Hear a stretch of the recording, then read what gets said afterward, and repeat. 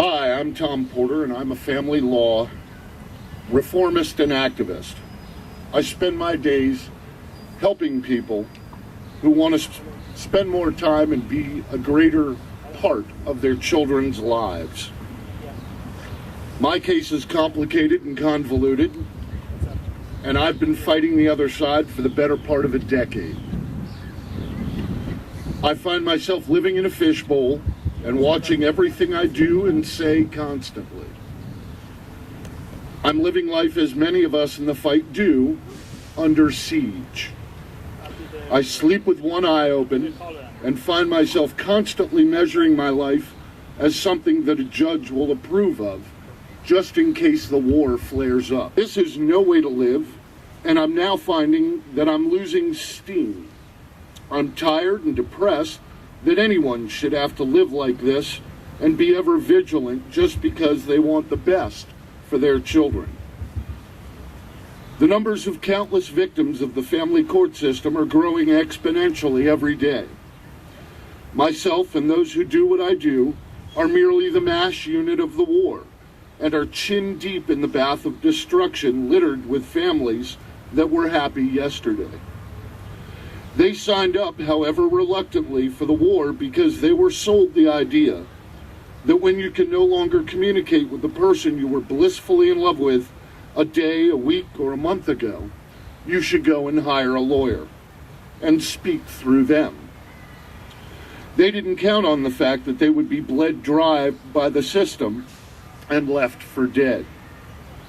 Their children permanently scarred, their homes sold, their businesses ravaged to the point of uselessness, their honor systematically pulled apart until they were the pariah of their once friendly neighborhood.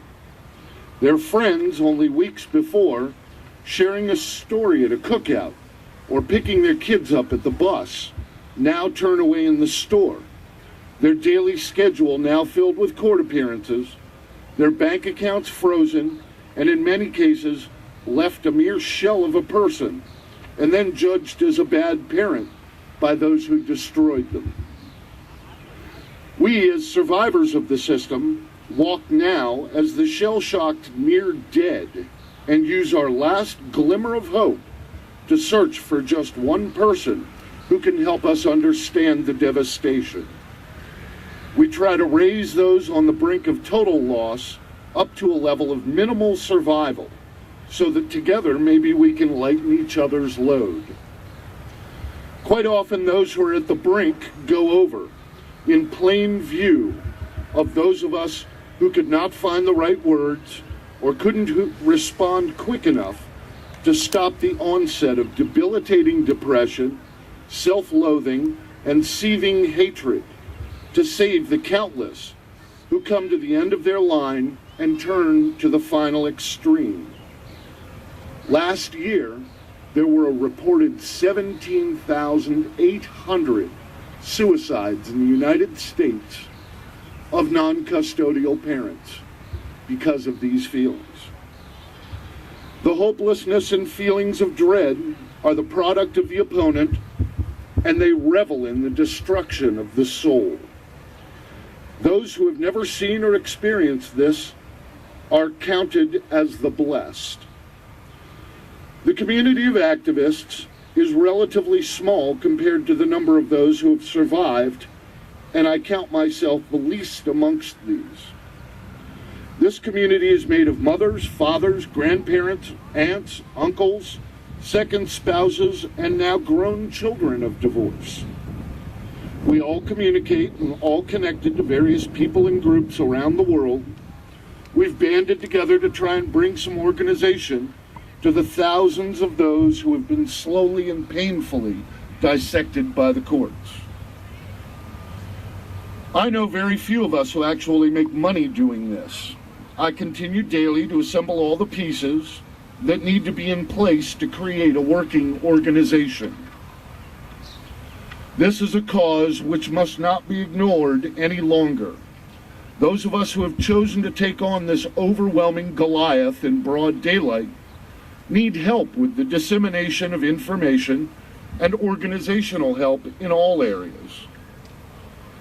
The courts are systematically destroying our society and families. How many more generations will we watch destroyed by a system that feeds on the suffering and pain of our children and theirs again?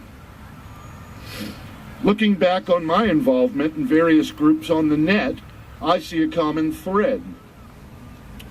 Many of the people involved in the groups are angry, confused, and wounded by the system. Many don't have the resources to lift themselves from the mire and turn to groups with members supposedly sympathetic to their symptoms. In my experience, this leads to weeks of integrating into a group which offers little to no help and is much the same as a hospital run by the patients without a doctor to be found. Commonly, this adds to the frustration and creates a new and unified anger equally as non-productive as the anger that the person entered the movement with. Except now that it's a more broad range and concentrated anger with no outlet except for infighting and constant judgment. What is needed in the movement, as we call it, are better strategy and widespread education. I offer this. I work every day helping those who seek me out and am having far greater success as just one man. I'm working within the system that I fought for years and won against. I'm working with the rules as they exist because I have no other choice.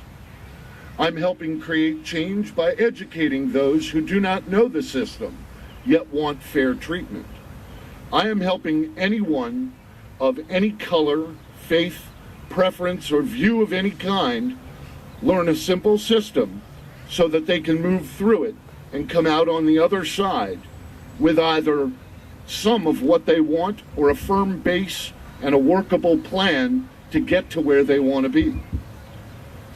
I really just want to see every child have access to both parents and remove them from the fight. The divorce industry is the weapon we use to destroy our enemy, and in the fallout we destroy our own lives as well as the lives of our children and all of those we once valued as extended family and friends. In addition to the widespread devastation, again we lose a great deal of our humanity. The lawyers and judges prey on our fear and lack of understanding of the system. We pay incredible amounts of money to them for their guidance. Look for the wording in some states about the consideration of the well-being of the family and its resources. Clearly, we have hired the proverbial cabbie who takes us from one end of town to the other by way of Bangkok. Recently, a group of us sat and discussed the benefit of gathering information on 25 million reported non-custodial parents. If we can agree on a few defining values and principles, that would create a huge and powerful voting bloc. The catch is we need to band together, stand shoulder to shoulder with people we may not entirely agree with, but share a core belief that we as parents should no longer be controlled by the court system and the lawyers that seek to do nothing more than benefit from the suffering of our families, children, and future society.